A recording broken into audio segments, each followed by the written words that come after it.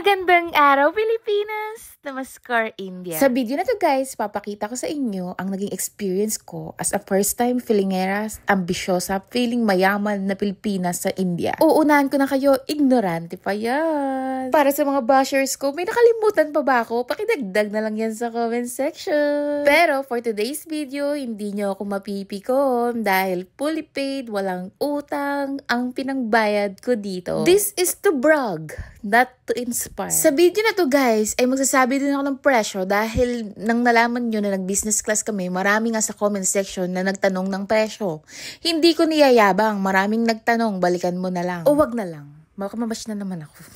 Ito nga guys, na pagbi-business class namin, ay ano lang to, hindi sinasadya. Ito ay nagkataon lang na nakita ko na ang mura ng business class. I mean, sa ilang beses namin pabalik-balik ng India at Pilipinas guys, pag magtagal kasi kami mag-i-stay sa India or Pinas ganun guys, marami kaming dala.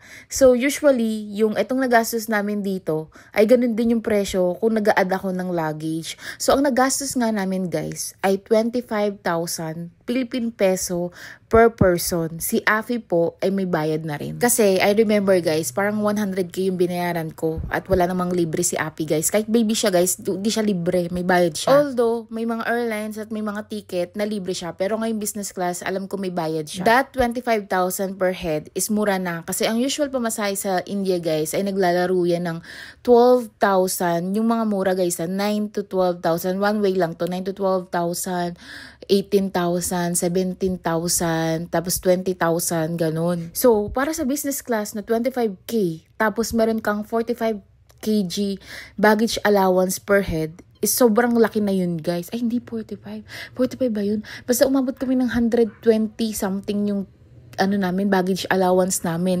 Which is, pag magdadagdag ako ng baggage allowance, halimbawa, bumili ako ng ticket na 17,000. Tapos yung baggage allowance namin, guys, dagdag pa yun. So, parang ganun din yung nagagastos namin. Kaya murang-mura ko nabili tong ticket na to. So, nasagot ko na yung unang tanong sa inyo. So, panoorin niyo yung video na to kung worth it nga ba yung mag-business class ka from India to Pinas, lalo na't may kasama kang bata. Siyempre, mag-iiyakan yan. Tapos mga businessman kasama mo, makikita nyo sa video na to. Tapos ito nga guys, nag-stay kami sa hotel.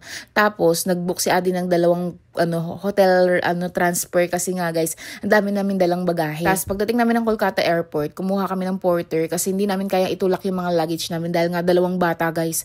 Ang hirap nun. Tapos nagbayad kami ata ng 500 rupees. Yung Holiday Inn Express sa Kolkata guys is 5 minutes away lang from the Kolkata International Airport. So, naka-stay pa kami dito sa lounge. Kahit late na kami umalis sa hotel.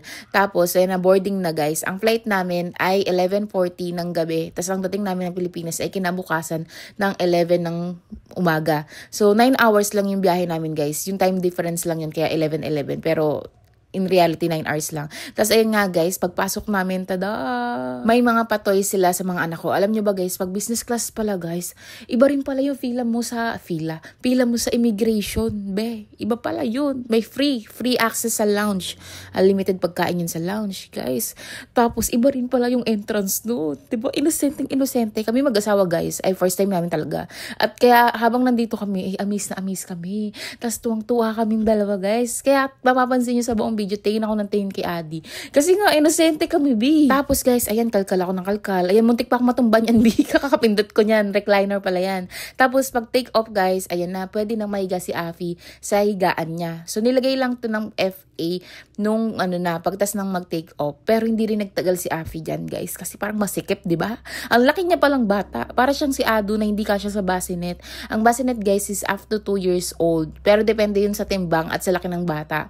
Pero, sa case ni Ado at ni Api, wala pa silang 1 year old, di na sila kasya. Kaya andito kami, nilipat ko si Api dito. Alam niyo ba guys, yung seat, full recliner. So, makakahiga ka talaga, B. Sobrang komportable. Ito yung flight talaga na para akong nasa hotel. Parang hindi ako nag-aeroplano. Ayun si Adi, binibidyoan ako. Kasi guys, alam nyo ba, sobrang batang-bata pa kami ni Adi. Simula nung nagta-travel kami from India to Pinas. So, parang 8 years ago. 8 years na kami magkakilala, guys. So, lagi kami nagbabiyahe. Lagi kaming, AirAsia, tapos sobrang liit ng flight. Pag napagod kami dalawa, wala pa kami anak nun guys. Pag napagod kami, masakit katawan namin. Kasi ay lang oras yung biyahe guys, umaabot kami 24 hours. Kaya guys, kung ano kami inosente for today's video, pagbigyan nyo na guys. Tuwang-tuwa rin kami. First time nga, diba? Tapos guys, after mga 1 hour, 30 minutes ata ng pag-take off, ayan na, may appetizer B. Ay nako guys. Tapos libreng champagne. Ito nga nakakatawa. Sabi niya, would you like to drink red wine or white wine? Sabi ko, white wine. Kala ko tapos na yung tanong doon. Sabi niya, may sinabi siya, hindi ko naintindihan. Klase ata ng white wine yun, guys. Sabi ko, ha? Can you repeat again? Tapos sabi niya, ay, ito yung bote. Pinakita sa akin 2 bote, guys. Tinuro ko na lang, hindi ko binasa. Hindi ko maintindihan eh. Tapos guys, hindi naman ako maalak. Pero alam mo, pa-social, babi. Matikman man lang paano mag-champagne sa ere, di ba? So, ininom ko, pas di naman pala masarap. Tapos ito pala guys, sobrang sarap nito. Duck pala yan. Tapos, unlimited pala yan. Kasi nasarapan si Adi. Si Adi pala guys, nag-unli-unli siya dun, B. Alam mo, ako hindi ko alam. Akala ko tapos na yun. Tapos, isa lang hiningi ko, B. Kung alam ko lang, dinamihan ko ang sarap eh. Pati yung tinapay, unlimited pala to, B. Yung palang pangalawang flight ko na lang nalaman na unlimited. Pero sobrang sarap nung tinapay, guys. As in, ang sarap talaga. Tapos makikita nyo si Ado, katabi ni Adi, nasa kabilang ano sila, yung anak ko, yan tulog na tulog, B. Alam niyo ba, pag magbabiyahe kami lagi, iyak ng iyak yan. Kasi gusto niya naka-flat na higaan. So ngayon guys, yung asawa ko, alam niyo yun, kailangan niya magtrabaho ng mabuti. Para hindi kami, kailangan namin lumipad ulit ng business class. Kasi nga yung mga anak namin guys, sobrang komportable. Kita niyo si Api guys, tulog na tulog, B. Ayan na guys, yung main course. Ang sarap din, B. Sorry guys, bumabalik yung memories ko guys. Ang sarap talaga. As in, nagtitinginan kami ni Adi dyan guys. Kasi alam namin yung isa't isa. Kasi pag walang tao nito guys, nagtatalunan kami, sumasayaw kami. Alam niyo ba guys, pag sumisweldo si Adi, sumasayaw kaming dalawa, nagtatalunan kami. Ganun, parang bata pa rin talaga kami. Tapos may pa-dessert pa siya, B. Ano ba guys? Ito, antok na ako guys. Antok na ako. Pero gusto ko lahat ng ibibigay niya sa akin, kakainin ko. Kaya tinikpan ko. Gusto pang kainin, kaya lang antok na antok ako. Tapos guys, bago ako matulog ulit, binuksan ko muna yung regalo nila kay Afi. Yung kaya doon nandun sa kabila kasi. Tapos ayun guys, sobrang sarap talaga ng pagkain. Tapos kung alam ko lang unlimited yun guys, nangingi po ako ng isa. Alam nyo ba, ito pa, bago kami sumakay ng eroplano, pinrebook namin yung main course. Para nga kasi, yung mga pangalan kasi nung menu nila guys, hindi namin mabasa ni Adi.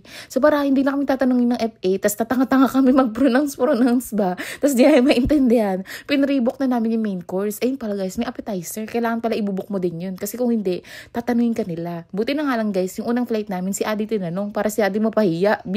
Tinanong do si Adi ko anong gusto naming appetizer. Siya lang sumagot. Buti hindi ako tinanong, B. Kasi papahiya ako. Tapos ito guys, ito pinakamasarap, B. Hindi namin kailangan gulo-gulo ba, magtipla ng dede pag gabi, B. Ang sarap talaga ng feeling. May gawaan ng dede, may lagayan ng baby, may higaan kami. Yung pagkain, kala mo na sa hotel kami, B. Grabe, ang sarap talaga. And palangin Kolkata to Singapore. Tapos eto na guys, dumating kami Singapore. Yung next flight namin, Singapore to Manila, is business class na din siya, B. Grabe talaga. Pag naaalala ko, sorry guys, hindi ako nagyayabang. Ito yung sharing my first time experience. Alam niyo yung mga vlog ko, hindi yung pagyayabang yan. Nasa inyo naman yan. Ako talaga binablog ko lang, sinasabi ko lang yung mga gusto ko. And super OA ko talaga. As a OA person talaga ako, B. Hindi ko nagyayabang. OA ko lang share sa inyo. Kasi ganun yung feeling ko sa puso ko eh. Kayo ba? Syempre talon-talon kayo dyan. Tapos inosente, di ba? Ako yun. Ganun yung feeling ko. Tapos yung pangalawang flight guys, and si Api, may laruan siya dyan. Malaki yan guys, hanggang dulo yan. Nakakalaro siya dyan. Pero hindi ko na pinalagay this time yung bassinet kasi, sayang lang, hindi naman siya natutulog doon. Tapos may pa-welcome drink pala siya, B. Mamimili ka guys, apple juice, ganyan. Kung ano yung juice guys, may pa-wine guys. Ako apple juice lang ako kasi umagang-umaga. Actually guys, yung mata ko dito namumugto kasi ang haba ng tulog ko. Ang biyahe pala namin, Kolkata to Manila, 4 hours. Ito namang Manila to Singapore, 3 hours. Tapos ayan, umaga na yan, natulog kami ulit kasi sa India, madaling araw pa lang yan guys, kaya nakatulog ako ulit. Tapos ginising na lang ako ng FA para kakain na lang kami. Tapos guys, pag breakfast menu kasi dito sa Singapore to Manila. So may appetizer din pala. This time guys, alam ko na kasi tinanong ko si Adi dun sa tinapay, sabi niya sa akin, limited yun, humingi ka ng humingi, sabi sa akin ni Adi. Ayun guys, nalaman ko limited. So nakatatlo ata ako tinapay. Sarap kasi. Ang sarap talaga guys. Tapos tinanong pa ako, gusto ko ng yogurt. Kumpleto sila, kape, lahat ng gusto mo. Ganun. Tignan niyo yung mata ko guys. Mugtong-mugto. Sa sobrang komportable ng tulog. Tapos si Ado, ayan, binili pala siya ng iPad ng papa niya. Ay, ng tablet pala. Nung mumurahin lang naman guys. Kasi nga yung mga cellphone namin, lagi niya binabagsak. Yung cellphone ko, bigat-bigat bago. Tapos guys, ito pala mga bata, may sarili yan silang pagkain. Sa first flight, hindi na yan sila nagpagkain kasi nga guys. Mga tulog sila. So hindi ko na pinaserve yung pagkain kasi hindi ko na makakain yun, Masyado nakakaya din, Sabihin ba yan? Binili mo pagkain para ikaw kumain na masyado ka. Kaya yung pangalawang flight, doon na lang kumain si Adu. Tapos si Afi, guys, hindi ko na yan pinaserve ng pagkain kasi nakikikain sa akin ng tinapay yan. Tsaka tulog na tulog nga siya, Tsaka alam niyo ba yung pagod namin pag nagbabiyahe kami, lagi dito pa India, ang sakit ng braso ko. Kasi buot-buot ko magdamag yung anak ko.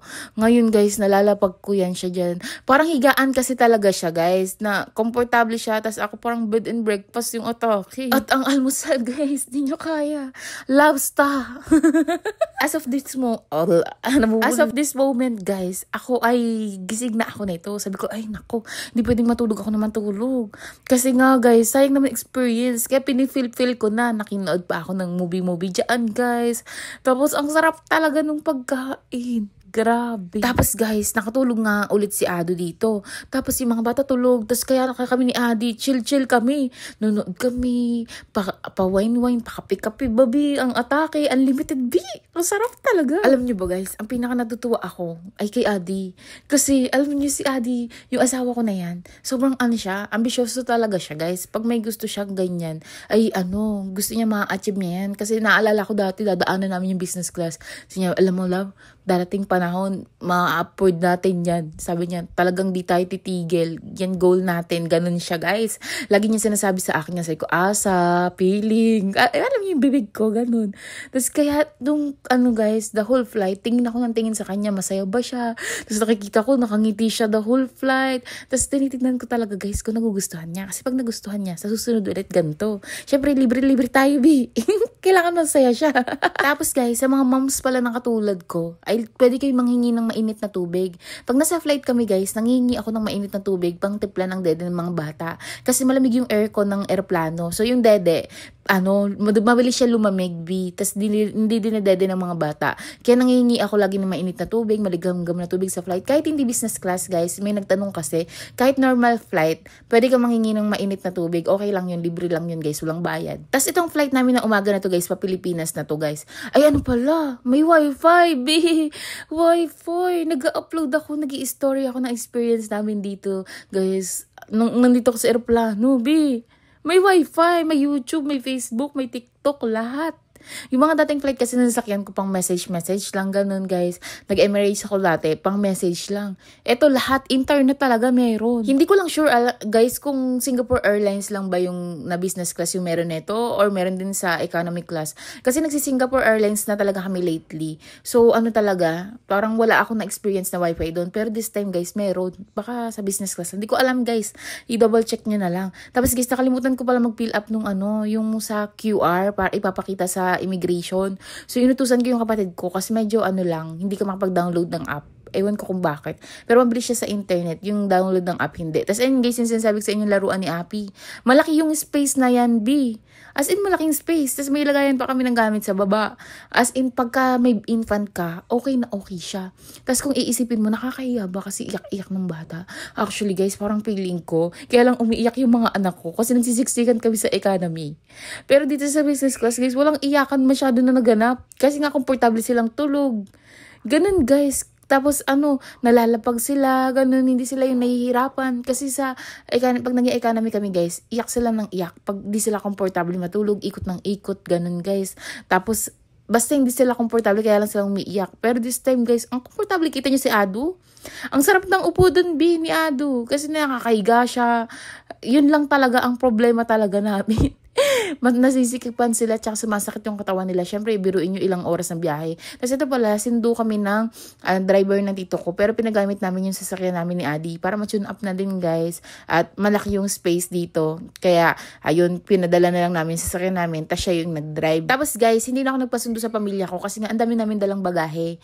Tapos yung kapatid ko, may mga pasok ata sila noon. Kaya wala sila sa bahay. Yung isa lang nandun, yung Tita Ina. Si Tita Ina, guys, hindi na siya nakatira sa amin. So nakatira na siya dun sa kapitbahay na namin siya, sa likod na siya ng bahay. Tapos ito nga guys, nakikiramdam ako sa mga anak ko kasi baka feeling ko mag-iiyakan sila. Pero feeling ko si Adu, naalala niya guys. Alam niyo ba, gustong-gusto ni Adu yung sasakyan namin na to kasi malawak, diba, space. Kasi sa India din, masikip, diba, yung sasakyan namin. So nabubuisit siya talaga doon. Pero this time guys, tuwang-tuwa na naman siya kasi naalala ko dati naglalaro siya dito. Maluwag yung spaces. Ito na nga yung bahay namin guys. Magpapa-house tour tayo. Ano nangyari sa bahay namin? Anong nangyari sa bahay namin? Ilang buwan kami nawala dito. At sino nag-alaga? Makikita niyo yan. Anong update? Kasi pinarenovate ko siya ng very light habang nasa India kami. Para hindi masayang yung oras ba. Tapos ayan nga guys, yung kapatid ko lang nandito. Tapos yung tatay ko nandito guys, kagigising lang din niya. Tapos ayan, nakikiramdam ako kung kakilala ba nila yung lolo nila guys. Ayan, kilala na nila yung lolo nila kasi nga kita-kita kami sa Hong Kong. Tapos ngayon, nung nasa Hong Kong kami, iyakan sila. Pero this time guys, gustong-gusto niya ni Api sa lolo niya. Ayan, medyo nangingilala lang siya sa umpisa. Nakatingin siya, natatakot. Ang cute. Pero as of now guys, ay bati-bati na yan sila. Ang nangyaring iyakan guys, ay naku. Kung alam niyo lang kung nangyaring iyakan nung pag-video call namin kila mami. Tapos ayun nga guys, aakit na tayo sa kwarto. Si Adu guys, natutuwa ako kasi hindi siya umiyak this time. Parang naalala niya yung bahay namin guys. Sobrang ayun happy siya. Itong bahay namin maliit lang. So, nag-feeling lang kami sa business class. Pero sa Deka Homes lang kami nakatira. Sabihin na namang iba, ang yabang, Deka Homes lang nakatira. Abangan nyo ang mga susunod na post ni Elena. Bago kayo magsalita dyan. Charot lang guys. Charot lang. Abangan ang susunod na kabanata.